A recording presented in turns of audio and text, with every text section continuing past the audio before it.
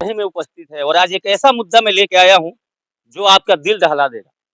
अगर उस मुद्दे को सुनेंगे, तो आपको एक संदेह भी पैदा होगा कि शायद मेरे साथ भी कुछ ऐसा हो सकता है क्या?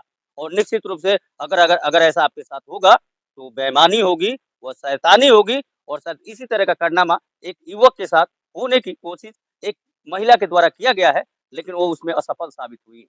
और एक कैसे कोशिश किया गया है, मैं मिलवाऊँगा, किसको मिलाकर उन पर किस तरह का मुकदमा, गंभीर धाराओं में मुकदमा करने की कोशिश की गई है।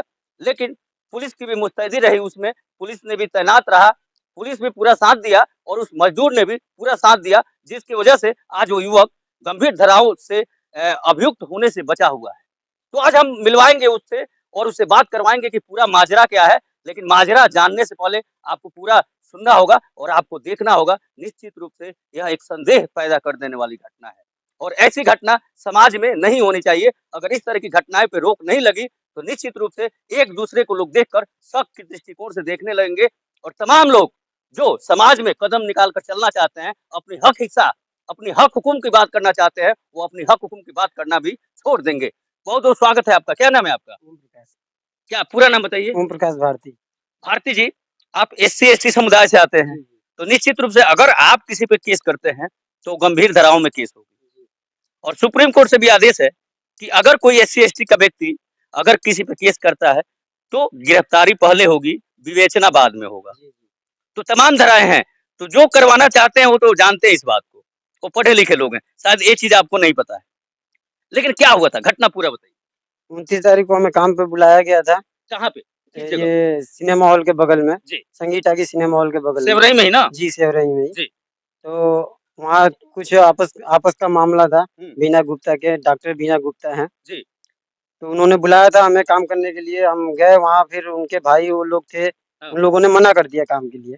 हुँ। तो हम चले आए घे घर मतलब पे। बीना गुप्ता के घर वाले बगल वाले लोगों ने मना कर दिया था? उनके भाई प वो जो भी थे, हाँ, वो लोग मना किए काम से, ठीक है। हम लोग घर चले आए अपने। हुँ, फिर 6 तारीख को बुलाया गया हमें 6 जुलाई को, ठीक है। तो फिर उस दिन भी काम बंद कर दिया गया। हुँ, वहाँ कोई झगड़ा झंझट नहीं हुआ था। हुँ, 6 तारीख को शाम को बीना गुप्ता बुलाई हमें हुँ, कोई एफआईआर लिखवाने के लिए। हुँ, तो हमारे नाम से एफआईआर लिखा गया था तो हुँ, हम देखे, पढ़े, हुँ, उसके बाद हम साइन करने से मना कर दिए हुँ। उसपे। अच्छा आप पढ़े-लिखे हैं, जी, थोड़ा आप बहुत। पढ़ सकते हैं। जी, जी, जी, थोड़ा बहुत पढ़ सकते हैं, हिंदी में पढ़ सकते हैं मतलब। जी, हिंदी में आप हाँ। पढ़ सकते हैं। तो ये किस बात की एफआईआर थी? कुछ आपने पढ़ा तो उसपे लिखा हुआ था? उसमें ये लिखा हुआ था कि हम मुझे मतलब हाँ, मारा गया है, गाली-गलौज दी गई है, ये सब का। तो ऐसा और कुछ हुआ था आपके साथ वहाँ पे जब आप नहीं, ऐसा कुछ नहीं हुआ था। जी, जी, नहीं हुआ। आप काम किस चीज़ का करते हैं? राजमिस्त्री का काम करता हूँ मैं। राजमिस्त्री काम करते हैं। नाम क्या बताया साहब आपने? ओम प्रकाश भारती। ओम प्रकाश भारती जी हैं। ये ओम प्रकाश भारती जी हैं, इनको किसी व्यक्ति के द्वारा बुलाया जाता है अपने घर पे काम करने के लिए। लेकिन शायद आपसी बँटवारा सही से नहीं हुआ है, जिसके चलते उनके पटेदार बगल के लोग कागज़ दिखाकर उस काम को रुकवा देते हैं, बिना इनको कुछ कहे।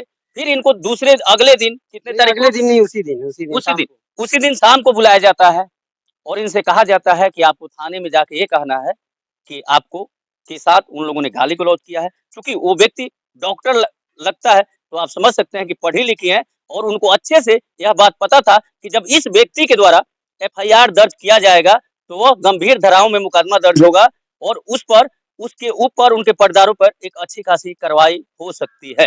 डीकेबी न्यूज़ से मैं विकास तिवारी सेवरही नगर पंचायत में उपस्थित है और वो जो पीड़ित व्यक्ति जिसके बेटे की फंसाने की कोशिश जिस एसटी एक्ट के व्यक्ति के द्वारा की जा रही थी, जो खुद एक राजमिस्त्री है, उसने खुद कबूल किया है कि मेरे को धमकी देकर कि आपको करना है और वो थोड़ा पढ़ा लिखा था इसलिए थाने में साइन नहीं कर पाया, नहीं तो अगर वो पढ़ा लिखा नहीं होता तो निश्चित रूप से आज जिस व्यक्ति के पास हम बैठे हैं इनके लड़के आज अभियुक्त होते और वो भी गंभीर धाराओं में। लेकिन मैटर क्या है, माजरा क्या है, हम इनसे जानते हैं।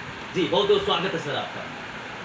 श्रीमान जी, वो हमारी खबर है जी, बुद्धा डिग्री कॉलेज कुशीनगर में पढ़ाती हैं और बहुत दिनों से धमकी देकर चली आ रही हैं। नाम क्या है उनका? नाम उनका बीना गुप्ता है जी, ना। उनके पति का नाम त्रिलोकचंद गुप्ता है, जो हमारे छोटे भाई हैं।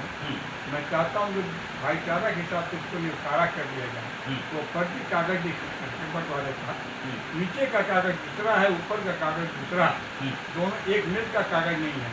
ऊपर के कागज पर सहयोग से उन्हीं के हैंड राइटिंग में लिखा हुआ है बंटवारा का सारा विवरण और वही वही हावी होना चाहती हैं जो प्रोफेशनल ज़मीन है, जो व्यावसायिक ज़मीन है। हम लोग खेती लायक ज़मीन दे करके बहुत पीछे ढकेलना चाहती हैं। हमें अपने प्रोफेसर के नीति से सब अधिकारियों को अपने भाव भंगिमा से हमें प्रभावित करके हमको दबाना चाहती हैं। इतना ही नहीं, वो हमारे ऊपर हरजन एक लगाना भी चाहा। सही वक्त से वो हरजन बहुत ही ज्ञान प्रकृति का था। कहा हमको झूठा फंसाया जा रहा है, जहाँ कहिए वहाँ मैं कह दूँगा, उसने कहा भी। और इतना ही नहीं, वो जो है फर्जी कागज का दबाव डाल रही है कि आपने दस्तखत किया है ना, और अधिकारी को अपने भाव में ले करके हमको बहकाना चाहती हैं और जान माल का खतरा भी दिखाती हैं। वो हमको डर हो गया है। किस तरह से आपको डर हो गया है, किस तरह से आपको जान माल का खतरा है, जहां आप यूपी में रहते हैं और यूपी में यूपी पुलिस की और योगी की पुलिस की डंका, प्रशासन मुस्तैद है, इसकी डंका पूरे विश्व में बज रहा है, उसके बाद से भी आपको किस तरह का डर है? इस विचार से इतनी डंका होते हुए भी अधिकारी लोगों का दबाव पड़ रहा है कि तुमने दस्तखत किया, जहाँ जमीन बेचा वहाँ जाओ, हमारे पूरे प्लाट पर हमारा नाम है, कहीं भी हम अपना कब्जा कर सकते हैं, कि हमारा अधिकार होना चाहिए।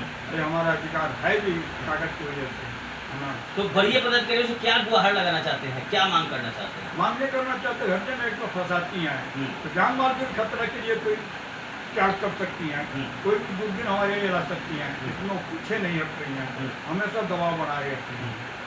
इसके लिए मैं प्रशासन जी से, ना प्रशासन से ये आग्रह करूंगा, निवेदन करूंगा कि हमारी सुरक्षा की जाए। चलिए, थैंक यू, थैंक यू।